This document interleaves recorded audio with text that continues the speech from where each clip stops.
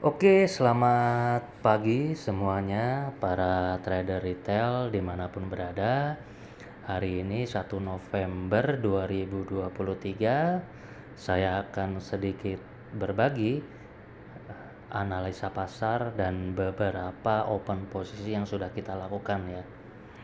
Di sini kita bisa lihat ada kendala floating minus di GBP USD ya. Untuk selebihnya baik USD chart, USD JPY dan crude oil masih terpantau floating profit ya. Nah, begitupun untuk mini account-nya ya. Meskipun dari total itu kita masih ada cuan floating profitnya itu sekitar $59 ya. Oke, kita lanjut pada analisa pasar, tapi sebelumnya saya akan kasih tahu dulu kemarin kita lakukan open sell di pound sterling saat muncul sinyal sell ya. Kita bisa lihat pada capturean saya kemarin sebelum entry market. Lalu di dolar Kanada atau USD chart ya, itu saat muncul sinyal buy. Lalu di USD JPY pun sama saat fresh banget dia baru muncul sinyal buy ya. Nah, memang untuk GBP USD itu pound sterling itu ada sedikit telat ya, sekitar 2 bar ya. Tapi tidak masalah ya. Nah, untuk analisanya kita lihat. Oke. Nah, kita mulai dari GBP USD ya. GBP USD memang tadi pagi ya, dari beberapa jam yang lalu itu beberapa jam ke belakang itu terpantau ada koreksi ya. Makanya dia ada floating minus. Untuk bar yang sekarang pun ada sedikit koreksi ya. Tapi di time frame yang lebih besar memang kondisinya dia masih kuat untuk turun ya. Tapi memang sebenarnya saya paling anti dari dulu tuh, paling beresiko kalau masuk pasar GBP USD ataupun Euro USD karena terlalu banyak spekulan ya. Jadi naik turunnya sangat cepat gitu. Lalu kita lanjut ke USD chart ya. USD chart di beberapa jam yang lalu pun di pagi hari itu dia terpantau ada sedikit koreksi ya, sekitar 2 bar ya di time frame H1-nya gitu. Tapi harga kembali naik ya, karena di 1 jamnya kita lihat di sini dia masih terpantau kuat untuk naik ya, meskipun per detik ini ada sedikit koreksi ya, karena memang di situ kita lihat ada muncul area demand juga ya. Jadi ya masih worth it untuk dipertahankan ya posisinya. Begitupun di time frame yang lebih besar, USD chart itu masih terpantau kuat naik ya gitu.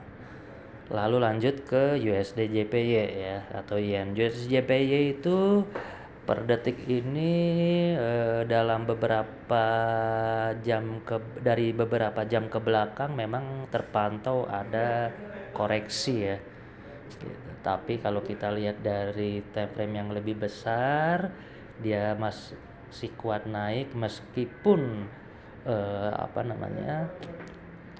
ada sedikit koreksi ya, 2 bar ya gitu. Tapi ya masih worth it untuk kita pertahankan ya, masih layak untuk dipertahankan ya posisi kita sampai harga mendekati garis batas likuidasi ya. Nah, itu kita baru khawatir gitu.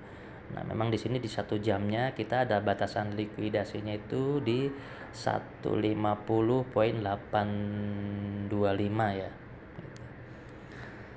Lalu untuk crude oil sendiri terpantau masih kuat turun ya. Di time frame yang lebih besar pun sama, dia masih kuat untuk turun. Makanya untuk crude oil ya masih layak untuk kita pertahankan ya posisinya. Lalu untuk market yang lainnya, di sini kita lihat untuk emas sendiri ada koreksi ya. Di time frame yang 1 jamnya justru muncul sinyal sell ya di sini.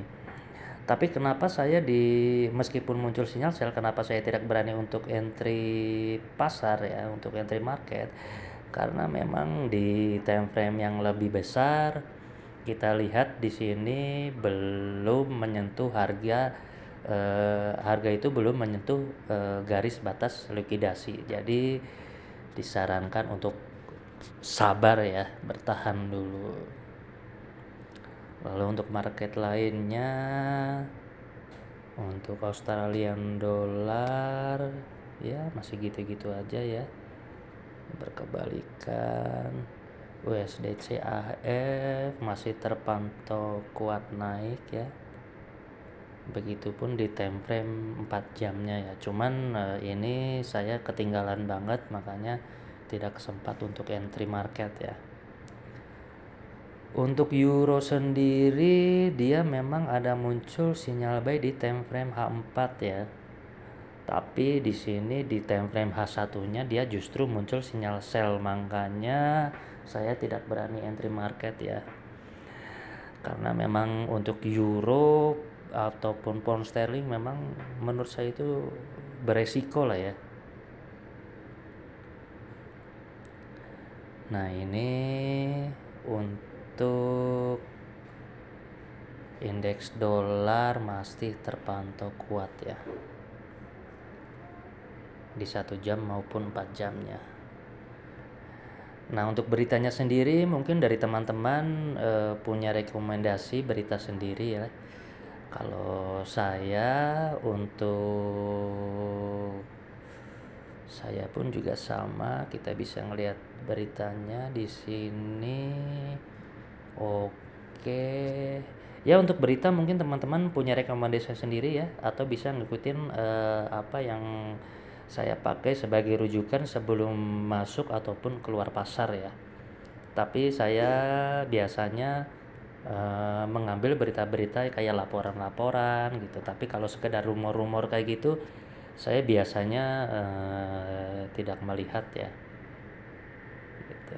Hanya kilasan saja. Kalau rumor-rumor seperti itu biasanya saya untuk apakah ini untuk lebih meyakinkan apakah harga pantas untuk dipertahankan atau tidak gitu ya.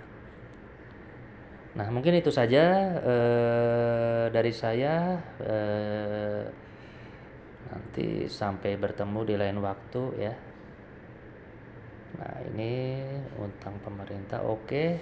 Sampai jumpa. Salam cuan.